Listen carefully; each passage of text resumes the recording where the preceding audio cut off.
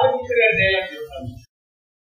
అయిన మా సామ్రాజ్యంలో సత్యశ్యామలమై సంపన్న విరామమై వెలుగొందు అంగరాజ్యములకి ఇప్పుడే ఇతరుని మూర్త అభిషిక్తుడుగా గావించుతున్నాను. సోదర దుశ్శాసన అనర్గ నవరత్న శక్తి కిరీటములు వేగముగదేపు మామా గాంధార సార్వభౌమ సురిచిన మణిమయ సువర్ణ మండిత సింహాసనం తెలిపికొడు పరిజనులారా పుణ్య భాగీరథి నదీ ప్రేమలను అందుకోడు కళ్యాణ భక్తులారా మంగళ సూర్యాలోములు సుస్వరముగా మ్రోగరెండు.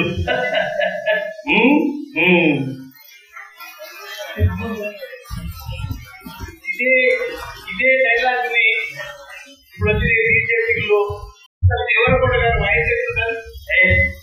ఆ పిల్ల మాట్లాడతావుగా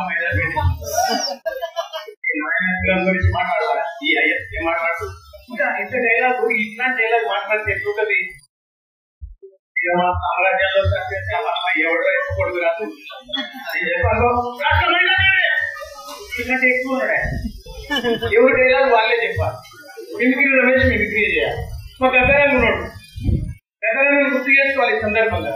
మళ్ళీ ఇందులోకి ఎందుకు వచ్చినామంటే గద్దరాన్ని వాయిస్ ఎట్లుంటుంది మీకు తెలుసు కదా.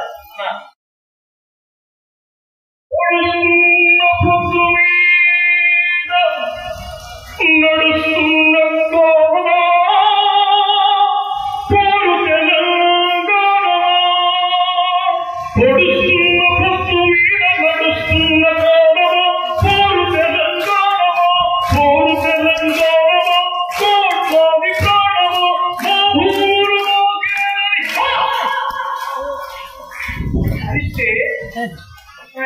చెప్పనాశ్వరరావు గారు పోయి గద్దర్ గారిని అడిగింది, ఏందన్నా పాట పాట మధ్యలో వస్తున్నావు ఏందన్నా.